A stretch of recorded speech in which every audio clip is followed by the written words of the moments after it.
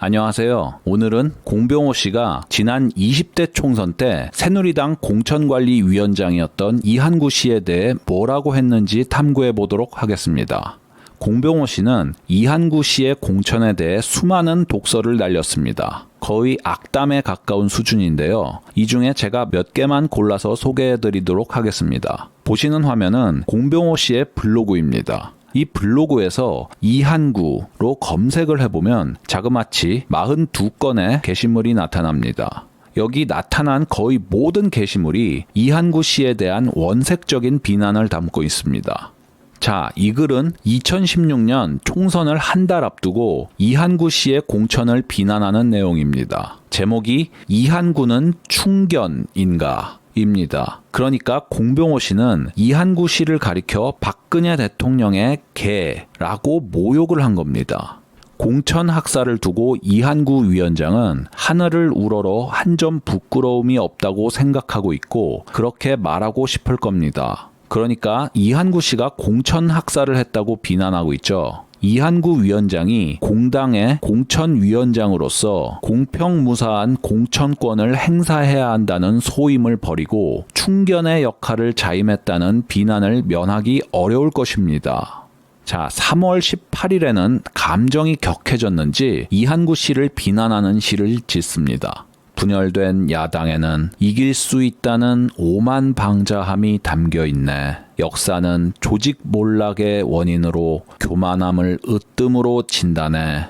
뭐 이런 시가 다 있는지 모르겠는데 누가 오만방자한지 확인해 보겠습니다. 최근 공병호 씨의 공천 결과에 반발이 일었죠. 공 씨는 황교안 대표에게 그 사람이라고 칭하면서 결과를 부정하고 싶다면 나를 자르고 다시 공관위를 만들어야 한다. 가장 독립적이고 중립적으로 공관위가 운영된 결과다. 이에 앞서 공 씨는 본인의 유튜브 방송에서도 이렇게 말합니다. 통합당 영입 인재가 완벽하게 포함되길 원했다면 공병호를 공관위원장으로 인선하지 말았어야 한다.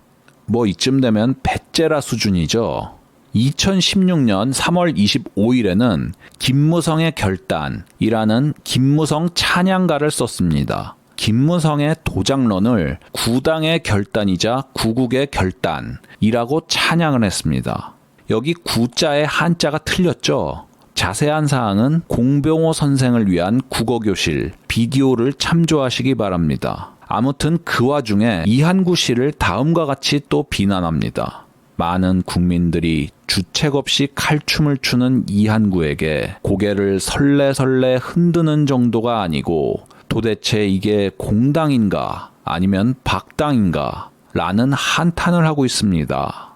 이한구 씨가 주책 없이 칼춤을 췄다고 나오죠. 새누리당이 박근혜의 당이냐고 비아냥대기도 합니다. 친박들의 오만과 이한구의 불쾌한 언행이 계속되면 될수록 새누리당의 선거전은 점점 수렁으로 빠지게 될 것입니다.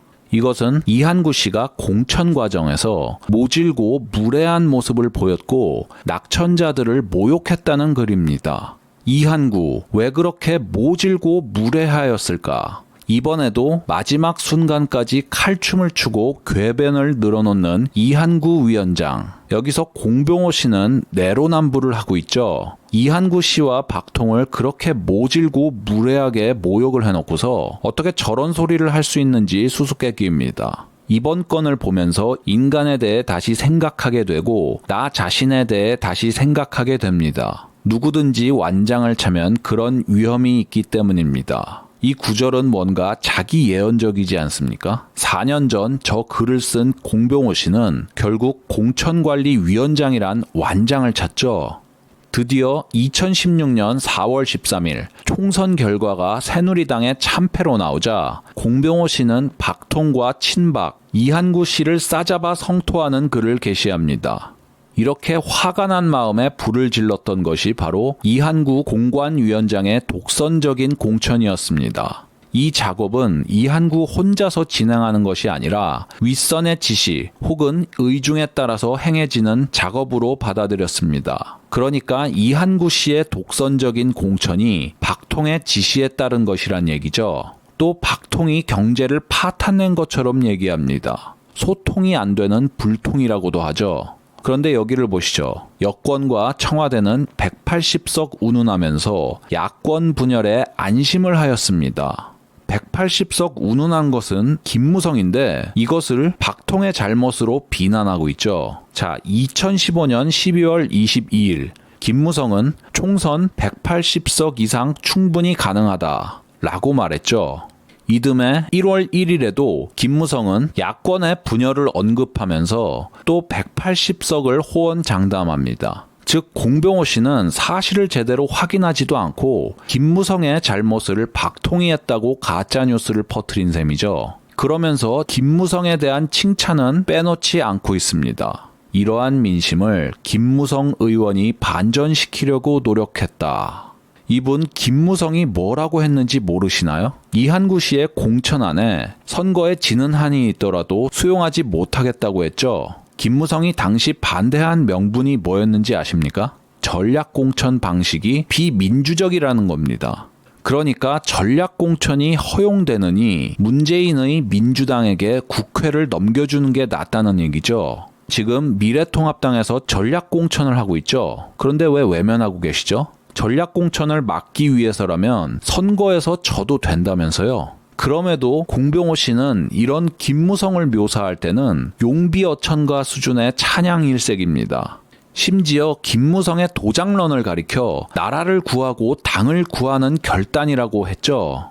자, 총선 다음 날인 4월 14일에도 공병호 씨는 박통과 이한구 씨를 계속해서 성토합니다. 박근혜 대통령과 그 정부를 심판한 선거, 이한구와 친박의 성적표, 박근혜 정부의 무능함과 오만함, 친박을 자처한 자들의 오만방자함을 질타한 민심, 이렇게 운을 떼고 새누리당이 참패한 원인을 10가지나 나열합니다. 하나같이 단정적인 비난 일색입니다. 이렇게 하고도 분이 안 풀렸는지 그 다음 날에도 또 이한구 씨를 원색적으로 비난합니다. 어른이 된다는 것은 책임을 지는 것이다. 이한구 씨는 결과적으로 여소야대 정국으로 나라를 엄청나게 어렵게 만드는데 첫째 아니면 둘째 역할을 하신 분이다. 정말 나이 헛먹었습니다. 헛먹었어요. 어쩌면 이렇게 남 탓에 익숙한지 놀랍기도 하고 신기하기도 합니다. 그러니까 이한구 씨가 자신의 잘못에 반성하지도 않고 도리어 남 탓하는 무책임한 사람, 나이값도 못하는 사람이라고 하죠. 영상을 마무리하면서 공병호 씨의 흥미로운 발언을 감상하시겠습니다. 좋은 뜻과 취지를 갖고 열심히 하더라도 더러 크고 작은 실수가 있을 수 있음을 여러분께서 염두에 두시고 저를 용서해 주시기 바랍니다. 만일에 저의 허물이 있다면 덮어주시고 앞날에 더 많은 기여를 할 수 있다고 확신을 가지시고 저를 용서해 주시기 바랍니다. 어제 있었던 일입니다. 어제 좌파 진영도 아니고 우파 진영 가운데서도 친박 계열에 속하는 그런 유튜브 채널을 우연히 보게 됐습니다. 특히 이 채널은 박근혜 탄핵에 대해서 굉장히 열렬한 그런 공격을 감행하는 그런 쪽입니다. 박근혜 탄핵파와 저를 연결해서 공격하는 그런 방송을 우연히 보게 됐습니다. 우선 선배 자유주의자인 복거일 선생님을 1탄으로 다루고 그 다음에 공병호를 2탄으로 선정해서 공격하는 그런 동영상이었습니다. 우선 언급해두고 싶은 것은 복거일 선생에 대한 공격은 저에 대한 공격과 마찬가지로 있어서는 안 되는 그런 성향이죠. 좌파 진영에서 공격한다면 그거는 있을 수 있는 일이지만 생각의 노선이 비슷한 그런 선상에서 소위 한국의 자유주의 정신에 대단히 중요한 이론적 토대를 제공한 분을 공격하는 것은 옳지 않다고 보는 겁니다. 교모하게 그동안 선거를 짜집기 해가지고 공격하는 친박계의 유튜브 채널을 보면서 반대 진영에서 저를 공격했다면 저는 이해할 수가 있습니다. 그러나 이 젊은 사람들은 그렇게 해서는 안 된다. 그것은 옳은 일도 아니고 또 사실도 아니기 때문이다. 그런 생각을 하게 됩니다. 그러나 구독자 수가 늘어나고 조금 이름이 알려지면서 자신들의 채널의 신생 채널의 구독자 수를 늘리기 위해 가지고 저를 공격하는 그런 의도로 이해를 합니다. 저는 여기까지 모시겠습니다. 감사합니다.